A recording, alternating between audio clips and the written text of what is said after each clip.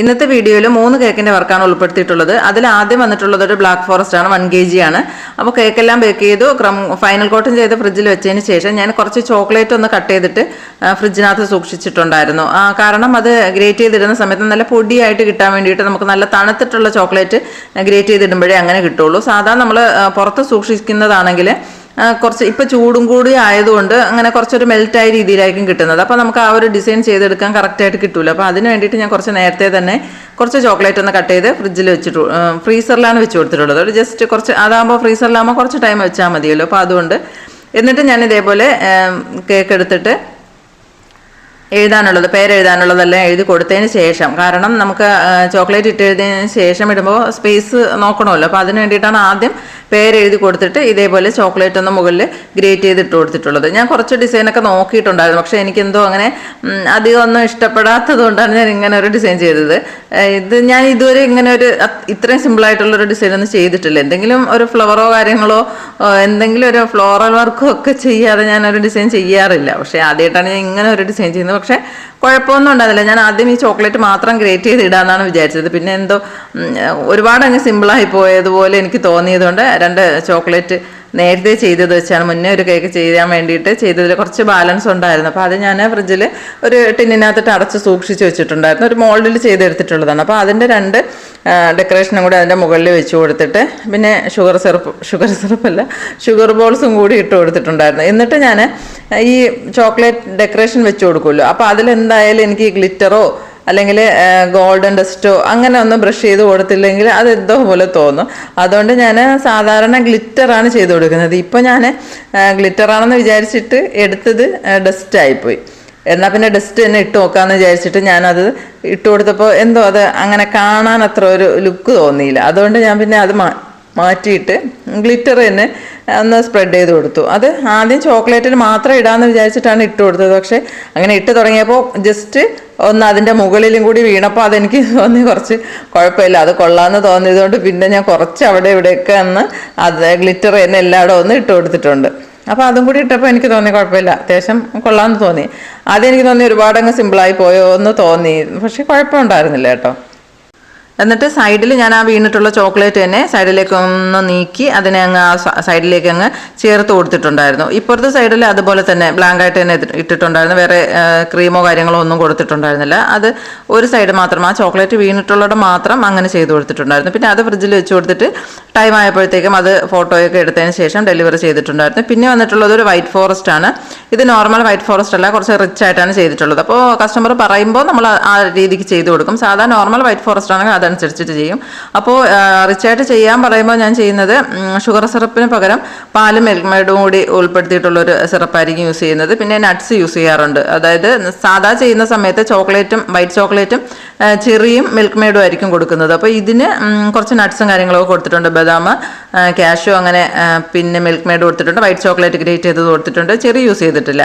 അപ്പോൾ അങ്ങനെ കുറച്ച് റിച്ച് ആയിട്ടാണ് ചെയ്തിട്ടുള്ളത്. ഇതും ഒരു സിമ്പിൾ ഡിസൈനിലാണ് ചെയ്തിട്ടുള്ളത്. അത് കുറച്ചൊരു ലൈറ്റ് ആയിട്ടുള്ളൊരു ബ്ലൂ ഒന്ന് മിക്സ് ചെയ്ത ശേഷം ഞാൻ സൈഡിൽ ആദ്യം കൊടുത്തിട്ട് ഞാനൊന്ന് സ്ക്രാപ്പർ വെച്ചിട്ടൊന്ന് ലൈൻ ചെയ്ത് കൊടുത്തു നോക്കി. അത് ബോറാണെങ്കിൽ മുകളിൽ ഞാൻ ആദ്യം കൊടുത്തെങ്കിൽ അതൊന്നും സ്പ്രെഡ് ചെയ്ത് കൊടുത്തില്ല. കാരണം ബോറാണെങ്കിൽ അത് എടുത്ത് മാറ്റി കളയാമെന്ന് വിചാരിച്ചിട്ടാണ് സൈഡിൽ മാത്രം ആദ്യം ഒന്ന് സ്പ്രെഡ് ചെയ്ത് കൊടുത്ത് നോക്കിയതിന് ശേഷം മുകളിലത്തതൊന്ന് എന്നിട്ട് ഇതേപോലെ പേരെഴുതി കൊടുക്കുന്നുണ്ട്. ബ്ലൂ കളർ വെച്ചിട്ട് തന്നെയാണ് പേരെഴുതി കൊടുത്തിട്ടുള്ളത്. അത് കുറച്ചും കൂടി ഒന്ന് ഡാർക്ക് ആക്കിയിട്ടാണ് എഴുതി കൊടുത്തിട്ടുള്ളത്. കാരണം പേരൊന്ന് എടുത്ത് കാണിക്കാൻ വേണ്ടിയിട്ടാണ്.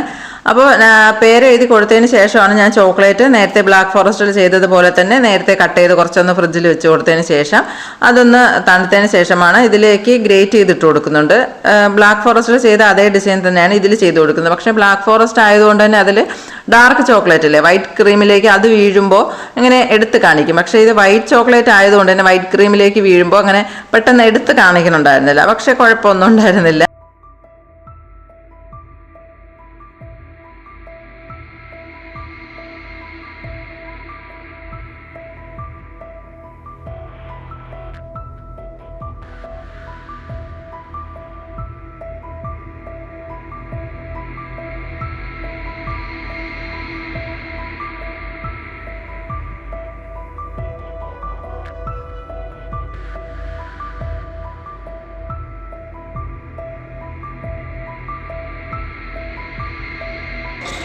പിന്നെ അതേപോലെ ഒരു ബ്ലാക്ക് ഫോറസ്റ്റ് ആണ് പിന്നെ ചെയ്തിട്ടുള്ളത്.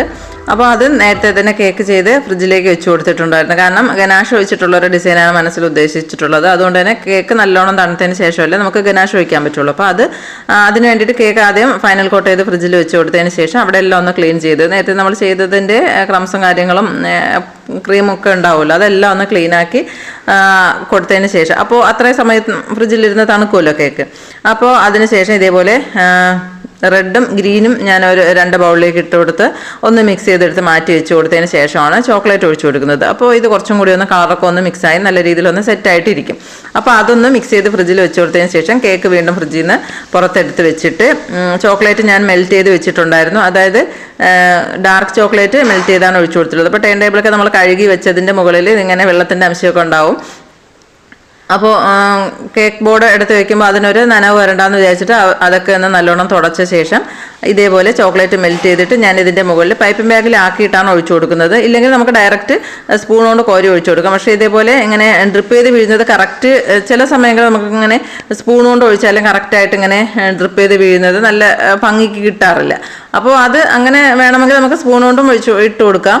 ഇവിടെ ഞാൻ ഇതേപോലെ പൈപ്പിംഗ് ബാഗിലാക്കിയിട്ടാണ് ഒഴിച്ചു കൊടുത്തിട്ടുള്ളത്. അതൊന്ന് ഒരു സൈഡിലേക്ക് മാത്രം ഇട്ട് കൊടുത്തൊന്ന് സ്പ്രെഡ് ചെയ്തതിന് ശേഷം ഇവിടെ ഞാൻ സ്പേസ് കറക്റ്റ് കിട്ടോ ഇല്ലയെന്ന് അറിയാത്തത് കൊണ്ട് ആദ്യം പേരെഴുതി കൊടുത്തതിന് ശേഷമാണ് ഡിസൈൻ ചെയ്ത് കൊടുക്കുന്നത്. അപ്പോൾ നമുക്ക് അവിടെ എവിടെയൊക്കെ ഫ്ലവർ കാര്യങ്ങളൊക്കെ വരണമെന്നുള്ളൊരു ഐഡിയ ഉണ്ടാവും. അപ്പോൾ അതിന് വേണ്ടിയിട്ട് ആദ്യം ഞാൻ പേരെഴുതി കൊടുത്തതിന് ശേഷം ഇതേപോലെ റെഡ് കളർ വെച്ചിട്ടാണ് എഴുതി കൊടുത്തിട്ടുള്ളത്. ആ റെഡ് വെച്ച് തന്നെയാണ് ഫ്ലവറും ചെയ്ത് കൊടുക്കുന്നത്. അപ്പോൾ പേര് കുറച്ച് നീളത്തിനുള്ള പേരായതുകൊണ്ടാണ് ഞാൻ കുറച്ച് ഇങ്ങോട്ട് മാറ്റി എഴുതിയിട്ടുള്ളത്. അപ്പോൾ ഞാൻ നോക്കിയപ്പോൾ ഈ ബർത്ത്ഡേ കഴിഞ്ഞിട്ട് കുറച്ച് സ്പേസ് വന്നുപോയി.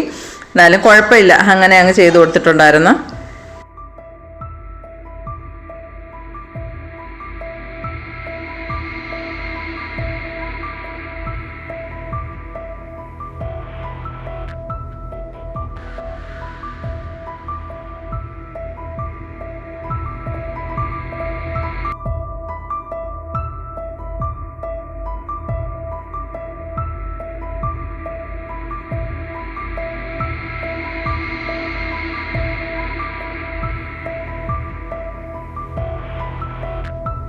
അപ്പോൾ സിമ്പിളായിട്ട് ചെയ്തിട്ടുള്ള ഈ 3 കേക്കിൻ്റെ വർക്ക് നിങ്ങൾക്ക് ഇഷ്ടപ്പെട്ടിട്ടുണ്ടെന്ന് വിചാരിക്കുന്നു. ഇഷ്ടപ്പെട്ടെങ്കിൽ ലൈക്ക് ചെയ്യാനും ഷെയർ ചെയ്യാനും സബ്സ്ക്രൈബ് ചെയ്യാനും മറന്നു പോകരുത്. പിന്നെ ഇതിനെക്കുറിച്ചുള്ള അഭിപ്രായം എന്തായാലും അതും കൂടി ഒന്ന് കമൻ്റായിട്ടും കൂടി ഒന്ന് അറിയിച്ചേക്കണം. പിന്നെ ആദ്യമായിട്ട് കാണുന്നവരാണെങ്കിൽ ചാനലൊന്ന് സബ്സ്ക്രൈബ് ചെയ്തിട്ട് എൻ്റെ പ്രീവിയസ് വീഡിയോസും കൂടി ഒന്ന് കയറി കണ്ടു നോക്കണേ.